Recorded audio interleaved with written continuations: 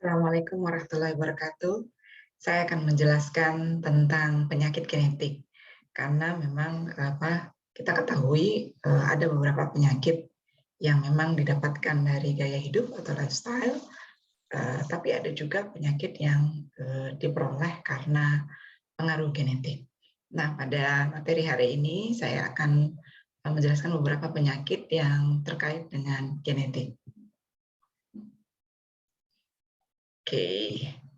Nah, pertama perlu kita ketahui apa yang dimaksud dengan penyakit genetik. Ya.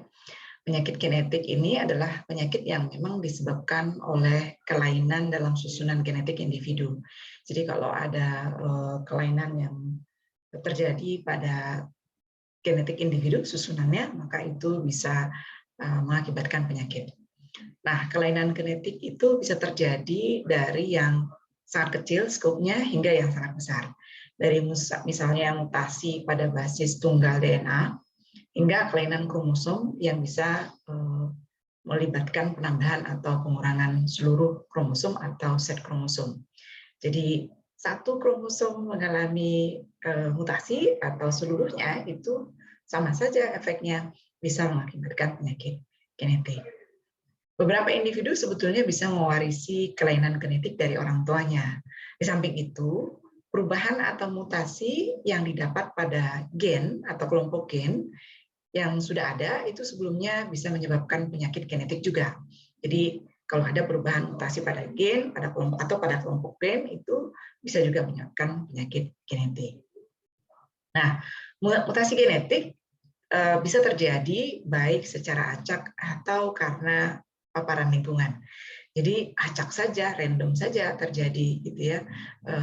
Mungkin karena salah satu orang tuanya gitu, kemudian diturunkan, kemudian bisa anak generasi berikutnya bisa mendapatkan penyakit tersebut. Tapi tidak hanya itu saja, bisa juga karena paparan lingkungan tadi. Jadi karena misalnya di lingkungan mengakibatkan paparan-paparan terhadap faktor-faktor tertentu yang mengakibatkan genetik mengalami mutasi. Nah, itu bisa mengakibatkan penyakit. Nah, apa saja jenis kelainan genetik atau dalam hal ini yang kita bicarakan adalah yang diwariskan gitu ya. Kelainan genetik itu yang diwariskan. Nah, jenisnya pertama ada penyakit kromosom ya atau chromosomal disease. Nah, disebut dengan penyakit kromosom apabila terjadi ketika seluruh kromosom atau segmen besar kromosom hilang atau mengalami duplikasi atau diubah ya. Jadi proses-proses ini yang terjadi pada kejadian penyakit kromosom. Contohnya di sini adalah Down syndrome. Nanti kita jelaskan kembali apa yang dimaksud dengan Down syndrome ini. Kemudian yang kedua adalah kelainan gen tunggal atau bisa disebut dengan single gene disorders. Nah, ini terjadi ketika ada perubahan pada gen yang menyebabkan satu gen berhenti bekerja. Nah, contohnya anemia sel sabit. Ya, nanti anemia sel sabit ini juga akan kita bahas lebih lanjut. Kemudian ada gangguan multifaktorial. Jadi beberapa faktor gitu yang menyebabkan terjadinya penyakit tersebut. Nah, penyakit multifaktorial ini ya akibat adanya gangguan multifaktorial ini biasanya terjadi karena memang ada mutasi pada banyak gen ya. Biasanya tidak cukup hanya gen saja tetapi juga disertai dengan penyebab lingkungan. Nah, contohnya di sini adalah penyakit-penyakit kronik ya atau penyakit-penyakit tidak menular seperti diabetes gitu ya, jantung koroner misalnya. Itu gangguan faktorial, multifaktorial dan juga bisa mengakibatkan ada perubahan pada gen. Kemudian ada gangguan mitokondria atau mitochondrial disorders. Nah, ini adalah gangguan yang sebenarnya langka ya, langka dan dia disebabkan oleh mutasi pada DNA non kromosom. DNA non kromosom ini terletak di dalam mitokondria. Nah, gangguan ini sendiri bisa mempengaruhi setiap bagian tubuh termasuk otak dan juga otot. Nah, sekarang kita lihat yang pertama tadi adalah kelainan kromosom ya, gangguan yang terjadi karena adanya kelainan kromosom. Nah, kromosom seperti yang kita ketahui ini merupakan struktur yang terdiri dari DNA dan protein. Jadi dia terletak di inti setiap sel ya. Karena kromosom adalah pembawa materi genetik, maka kelainan pada jumlah atau struktur kromosom itu bisa menyebabkan penyakit. Kelainan kromosom biasanya tidak terjadi karena memang ada masalah pada pembelahan sel. Jadi kalau ada masalah pada pembelahan sel, maka bisa saja terjadi kelainan kromosom. Penyakit juga bisa terjadi karena ada translokasi kromosom, di mana bagian dari dua kromosom itu tertukar, ya. Ada pertukaran exchange gitu antara satu kromosom dengan yang lain. Nah, hingga terjadi perpindahan tempat, ya. Harusnya di satu tempat gitu berpindah dengan kromosom yang lain. Nah, itu mengakibatkan gangguan penyakit. Nah, contohnya tadi adalah Down syndrome, ya. Down syndrome ini seperti kita ketahui, ya sering mungkin kita kenal dan mendengar gitu apa yang dimaksud dengan Down syndrome. Ini merupakan jenis keterbelakangan mental, ya. Ya, biasanya disebabkan karena adanya tambahan materi genetik pada kromosom, tapi kromosom yang mana? Kromosom yang ke-21. Ya, jadi ini biasanya terjadi karena proses yang disebut dengan non-disjunction, ya, tidak terhubung gitu. Di mana materi genetik gagal untuk memisah, ya. Nah, harusnya kan bisa melakukan perpisahan tadi, ya, memisah gitu, tapi ini tidak, sehingga pemisahan tadi yang harus membentuk satu gamet jadi yang nggak terjadi gitu. Nah, ini menghasilkan kromosom ekstra disebut dengan trisomi 21. Nah, penyebab non-disjunction ini tidak diketahui sebetulnya, meskipun banyak yang melaporkan bahwa ini ada kaitannya dengan usia pada wanita. Nah, beberapa ciri fisik dari Down syndrome, khususnya pada bayi, itu bisa kita lihat misalnya penurunan tonus otot, ya, wajahnya kelihatan datar, matanya miring ke atas, gitu, telinga berbentuk tidak beraturan, terus kemampuan untuk memanjangkan sendi melebihi biasanya, jarak yang besar antara jempol kaki dengan jempol kaki sebelahnya, atau lidah besar relatif terhadap mulut tentunya. Nah, ini yang di gejala-gejala Down syndrome. Nah, kemudian gangguan yang kedua jenisnya tadi adalah gangguan pewarisan pada gen tunggal, ya. Pada pewarisan gen tunggal ini disebut juga dengan pewarisan Mendel atau monogenetik. Nah, biasanya disebabkan karena adanya perubahan atau mutasi yang terjadi pada sequence DNA suatu gen tunggal.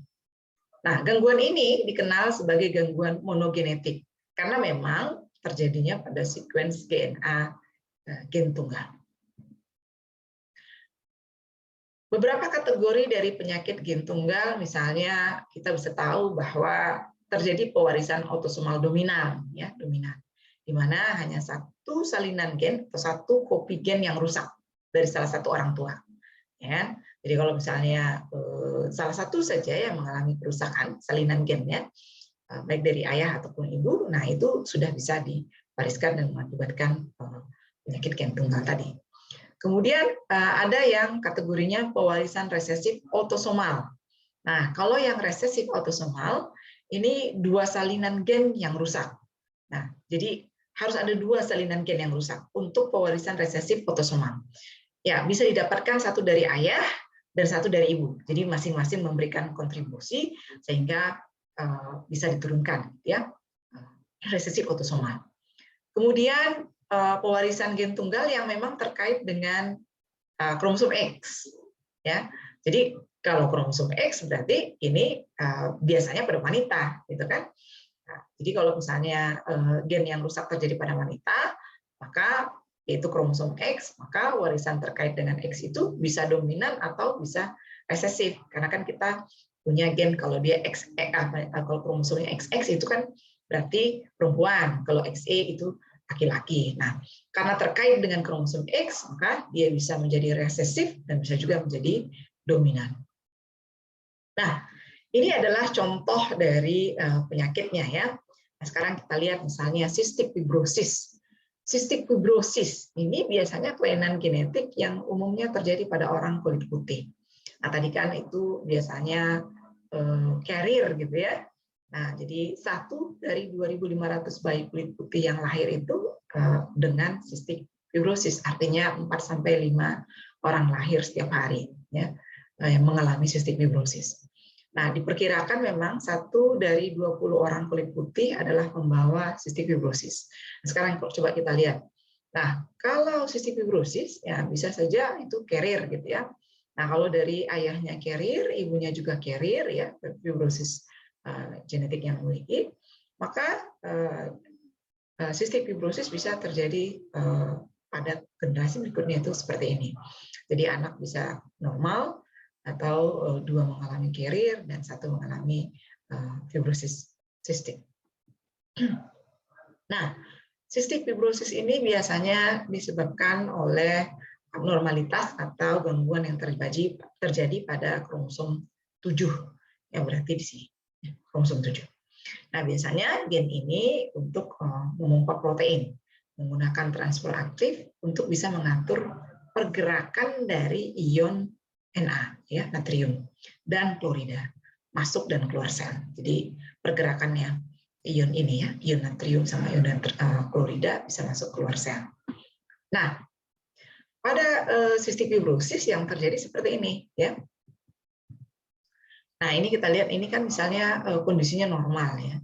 Kondisinya normal. Jadi individu yang sehat, proteinnya normal, memungkinkan pergerakan kloridnya masuk maupun natriumnya gitu ya.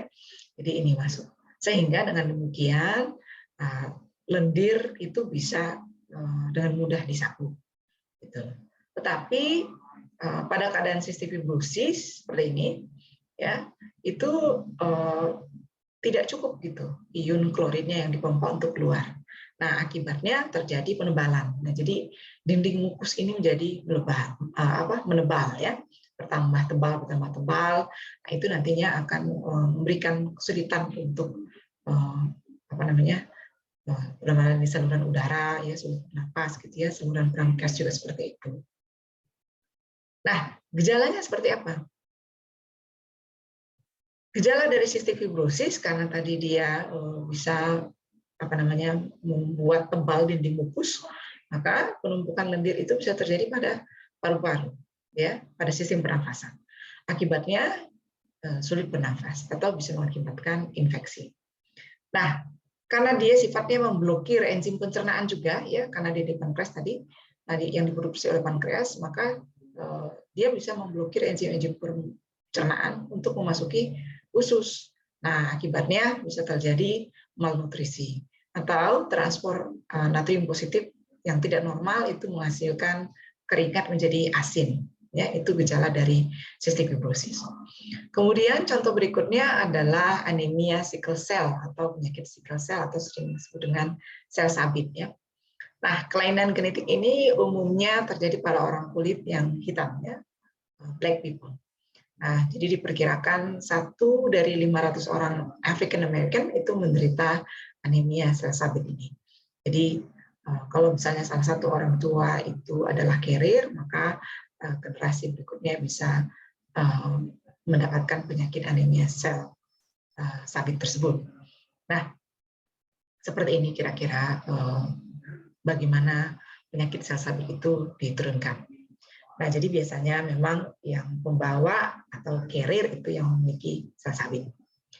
Nah, untuk anemia sickle cell atau sel sabit itu disebabkan karena adanya kelainan pada kromosom 11 ya di sini.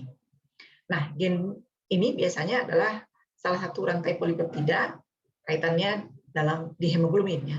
Jadi protein yang ditemukan dalam sel darah merah itu bertanggung jawab untuk mengangkut oksigen melalui aliran darah. Maka karena ini mengalami gangguan, nah tentu saja terjadi anemia.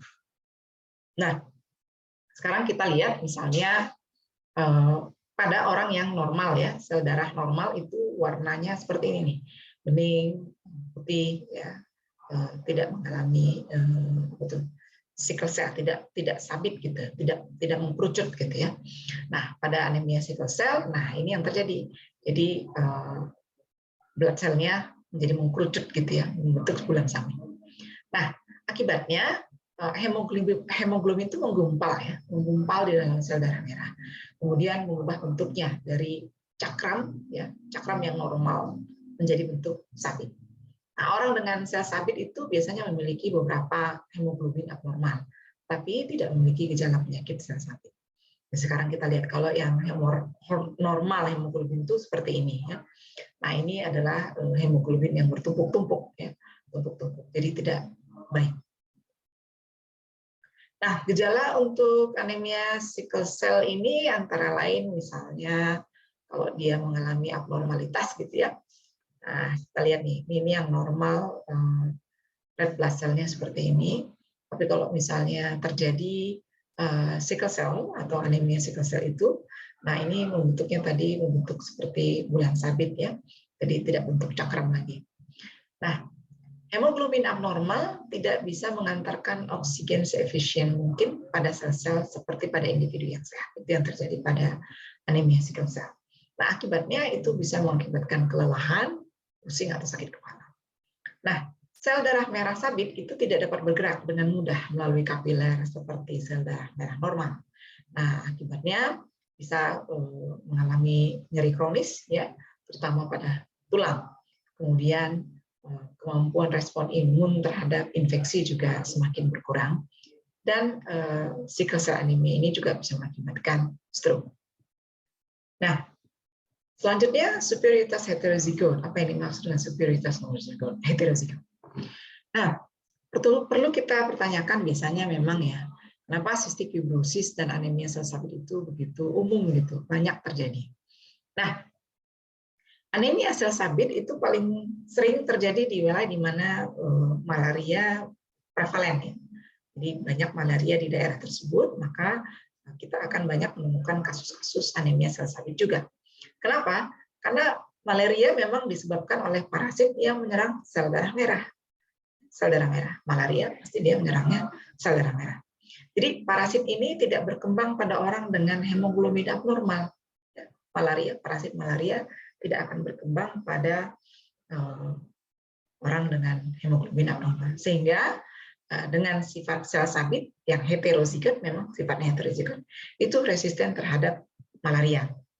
Nah, orang yang heterozigot untuk alel cystic fibrosis mungkin lebih tahan gitu terhadap penyakit kolera misalnya.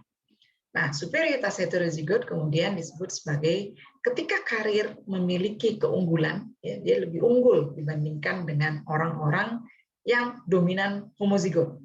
Jadi dengan heteronya dia lebih superior ya, dibandingkan yang tadinya dominan homozigot. Nah, superioritas heterozigot itu bisa kita temukan seperti itu ya. Jadi misalnya nih kita lihat bagaimana hubungan antara sickle cell alel dengan malaria untuk menjelaskan tentang superioritas heterozigot tadi. Nah, kalau kita lihat dari dua pemetaan ini, ya, yang sebelah kiri ini adalah sickle cell alel di Afrika, sama-sama di Afrika. Nah, kalau di Afrika ternyata daerah yang berwarna biru dan purple ya, ungu ini, itu sickle cell-nya sangat tinggi. Sekarang kita lihat di daerah yang sama ya, itu ternyata juga adalah daerah-daerah di mana malaria falciparumnya sangat tinggi. Jadi memang terlihat agak berhubungan gitu, ada korelasi. Ketika malaria falciparumnya ditemukan di satu wilayah, maka itu memberikan data bahwa sickle cell anemia-nya juga akan semakin banyak ditemukan. Biasanya seperti itu. Nah, penyakit berikutnya adalah penyakit Huntington ya. Ya, disebabkan oleh alel dominan yang abnormal ya, alel dominan yang abnormal. Nah, biasanya kan kebanyakan kelainan genetik bukan dominan alelnya ya yang abnormal, tetapi yang resesifnya gitu. Tapi kalau yang Huntington dia alel dominannya yang abnormal sehingga terjadi penyakit Huntington gitu. Nah, baik pria maupun wanita hanya membutuhkan satu alel Huntington untuk mendapatkan gangguan penyakit ini. Jadi misalnya laki-laki perempuan ya, kalau yang full hitam ini berarti dia mendapatkan alel Huntington. Ya, laki-laki perempuan dan ini laki-lakinya, maka karena di keluarga itu ada yang Huntington, maka tidak di anak-anak berikutnya, yang generasi berikutnya itu bisa mendapatkan Huntington juga gitu. Nah, tapi kalau misalnya tidak ada Huntington, maka tidak ada kelainan yang ditemukan. Nah, tetapi perkawinan antara mereka yang Huntington dengan yang tidak memiliki penyakit itu, keturunan berikutnya juga tetap bisa mendapatkan Huntington. Jadi intinya memang seperti tadi, bahwa penyakit Huntington ini bisa disebabkan oleh alel dominan yang abnormal saja. Jadi satu saja alelnya yang abnormal, maka itu sudah menjadi ciri dari penyakit Huntington ini. Gejala Huntington ini seperti apa? Sekarang kita lihat. Biasanya Huntington ini mempengaruhi sel-sel otak, ya. Nah, karena dia mempengaruhi sel-sel otak, jadinya orangnya menjadi clumsy, ya, canggung, gitu. Kemudian lekas marah, ya, cepat marah, depresi, hilang ingatannya, ya. Kemudian kehilangan koordinasi otot dan kemampuan berbicara. Nah, gejala Huntington biasanya muncul pada usia 40 ke atas, ya. Penyakit Huntington sendiri itu selalu berakibat fatal dan bisa kematian bisa terjadi dalam waktu 20 tahun sejak timbulnya gejala. Kenapa? Karena memang dia yang diserang ada di sini, ya, otaknya, ya, brain basal ganglia. Nah, ini yang dipengaruhi oleh Huntington, penyakit Huntington. Nah, berikutnya adalah gangguan pewarisan genetik yang sifatnya multifaktorial. Nah, jadi kalau yang multifaktorial disebut juga dengan pewarisan yang kompleks atau poligenik. Nah, ini yang banyak ditemukan itu adalah yang pewarisan yang poligenik ini, ya, penyakit yang poligenik. Nah, gangguan pewarisan multifaktorial biasanya disebabkan oleh kombinasi antara faktor lingkungan dan juga mutasi pada multiple gen. Jadi tidak hanya satu, tetapi multiple, gitu. Nah, kalau misalnya satu tadi itu monogenetik, gitu kan. Tapi kalau misalnya lebih dari satu, maka kita sebut dengan poligenik. Nah, beberapa penyakit kronis yang umum adalah gangguan adalah gangguan multifaktorial, ya. Kronis itu biasanya gangguan multifaktorial. Pewarisan multifaktorial itu biasanya bisa kita kaitkan dengan sifat-sifat yang diwariskan, seperti misalnya pola sidik jari, tinggi badan, warna mata, dan warna kulit. Jadi karena memang ada multifaktor, gitu, yang mengakibatkan seseorang itu badannya tinggi atau badannya rendah, itu multifaktor, ya kan. Mungkin orang tuanya tinggi, kemudian gizinya juga baik, maka generasi berikutnya atau anak berikutnya itu bisa menjadi lebih tinggi badannya, kira-kira seperti itu. Nah, kemudian ada gangguan pewarisan genetik mitokondria, ya. Jenis kelainan genetik ini disebabkan oleh adanya mutasi pada DNA non-nuklear mitokondria, ya. Mitokondria itu sebetulnya adalah organel, ya. Kita udah tahu nih, ini adalah organel kecil berbentuk bulat atau seperti batang yang terlibat dalam respirasi seluler dan ditemukan dalam sitoplasma. Jadi adanya di sitoplasma. Setiap mitokondria ini bisa berisi 5 sampai dengan 10 potongan DNA yang melingkar. Ya, sel telur biasanya mempertahankan mitokondrianya selama pembuahan, sehingga DNA mitokondria itu diwarisi oleh induk perempuan biasanya, ya. Jadi dari perempuan itu dapatnya sel telurnya. Nah, yang terjadi adalah kemudian sex-linked disorders, ya, sex-linked disorders atau kelainan yang terjadi terkait dengan kromosom seks, ya. Nah, gangguan yang terkait seks jenis kelamin, ya, hampir selalu disebabkan oleh alel mutan pada kromosom X, ya. Nah, ini contohnya adalah hemofilia atau buta warna merah dan hijau.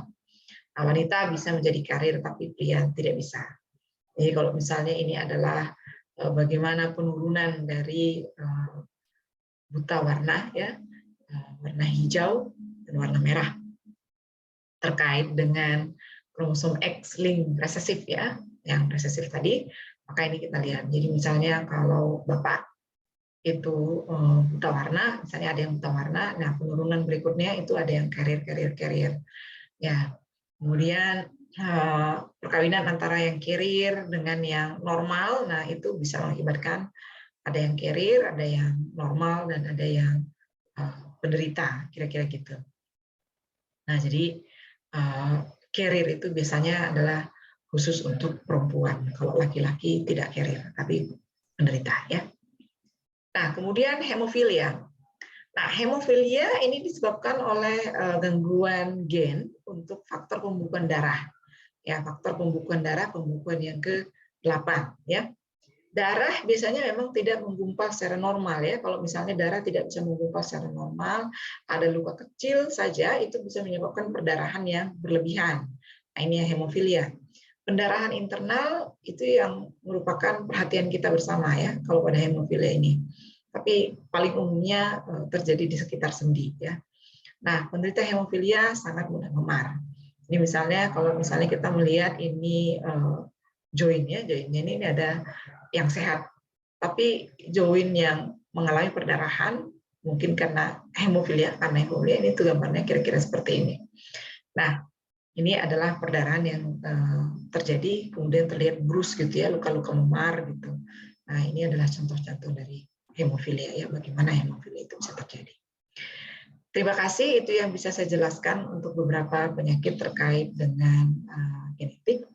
Semoga bermanfaat dan bisa dipahami dengan baik. Assalamualaikum warahmatullahi wabarakatuh.